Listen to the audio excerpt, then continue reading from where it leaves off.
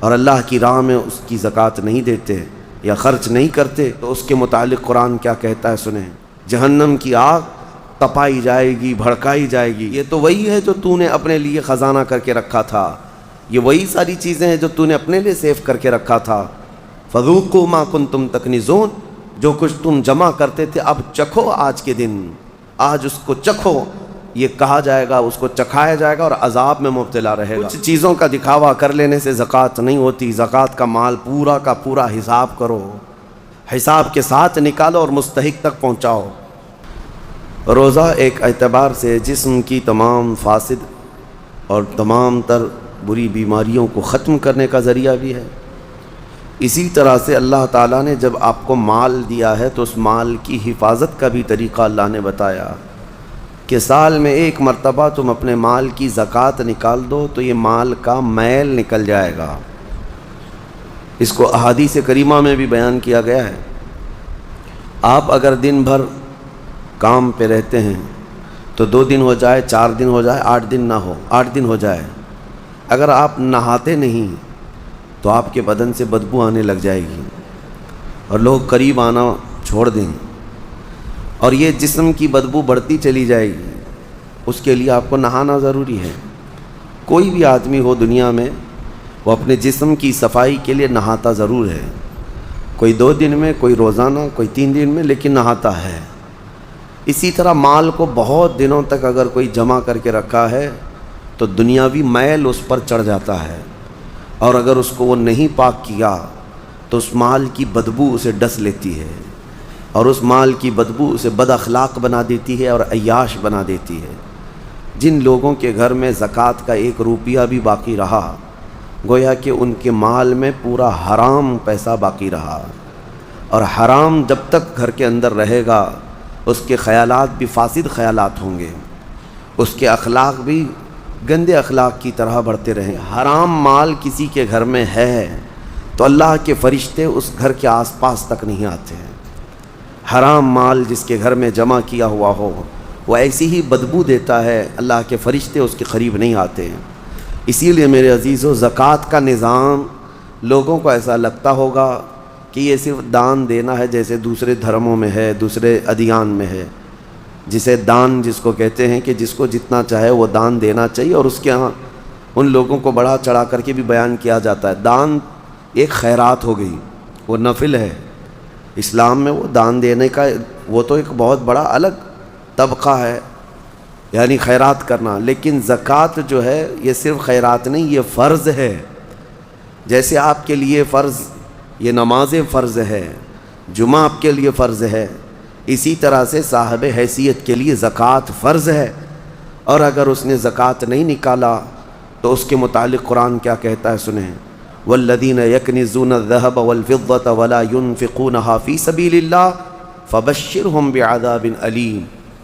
محبوب، جو لوگ سونا اور چاندی کو جمع کر کے رکھ لیتے ہیں اور اللہ کی راہ میں اس کی زکوٰۃ نہیں دیتے یا خرچ نہیں کرتے، آپ ان کے لیے دردناک عذاب کی بشارت دے دیجئے۔ اللہ فرما رہا ہے اپنے محبوب سے، ان لوگوں کو دردناک عذاب کی بشارت دے دے۔ کیا ہوگا؟ یوم یحمى علیہا فی نار جہنم فتکوی بہا جباہہم وجنوبہم وظہورہم ھذا ما کنزتم لانفسکم فذوقوا ما کنتم تکنزون۔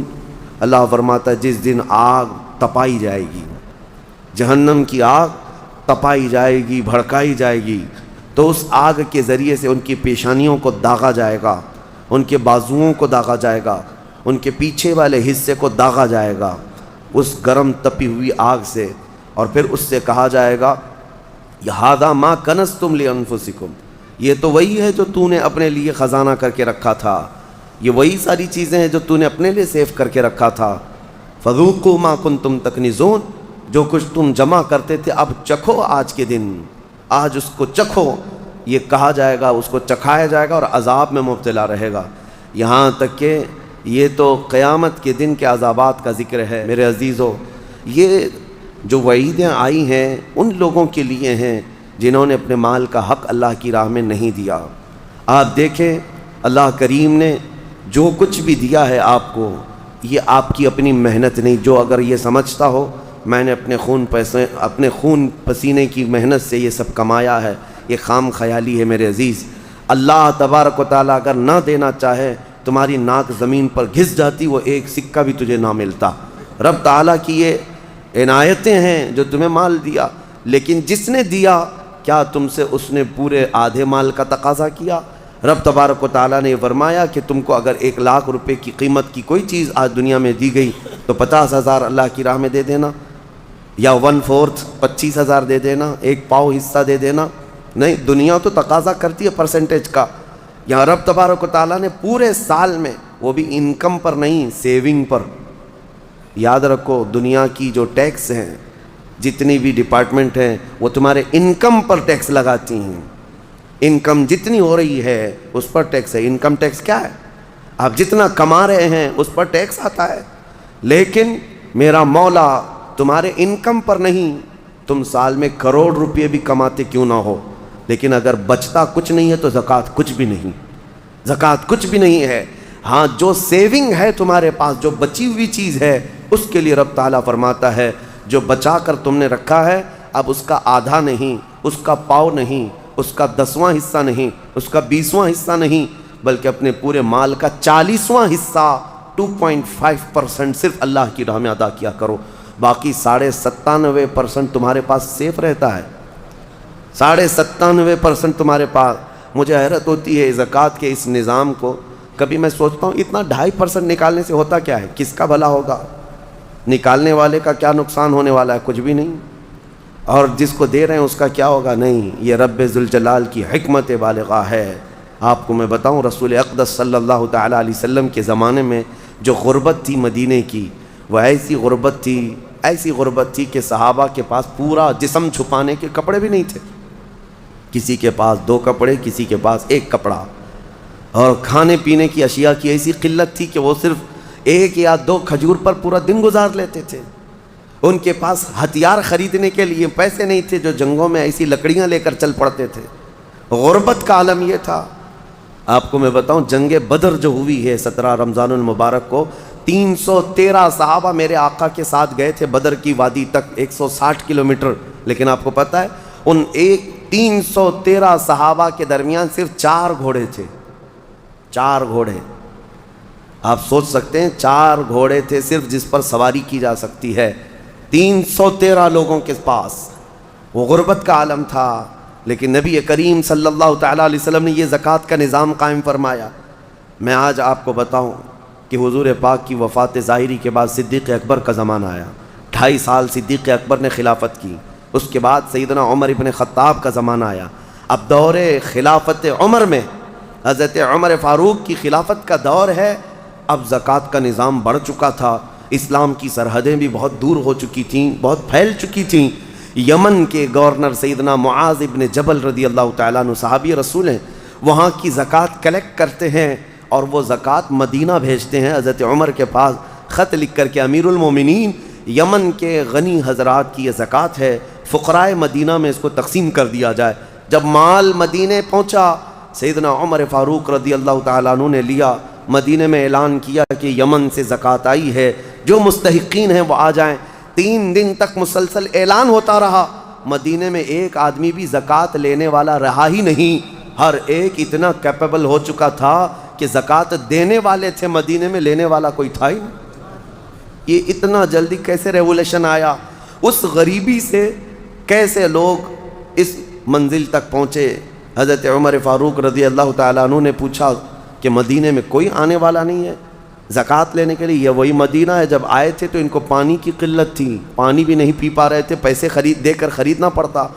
تو پھر حضرت عمر نے خط لکھ کر کے واپس بھیجا حضرت معاذ بن جبل کو کہ مدینے میں کوئی بھی اب زکوٰۃ کا مستحق نہیں رہ گیا، لہٰذا یمن کے فقیروں میں ہی اس کو تقسیم کر دو۔ حضرت معاذ بن جبل کے پاس یہ مال دوبارہ گیا اور انہوں نے دوبارہ پھر خط لکھ کر کے بھیجا کہ حضور پورے یمن میں بھی کوئی فقیر نہیں رہ گیا۔ یہ نظام مصطفیٰ ہے، یہ نظام مصطفیٰ ہے۔ تم سمجھتے ہو 2.5% سے کچھ نہیں ہوتا؟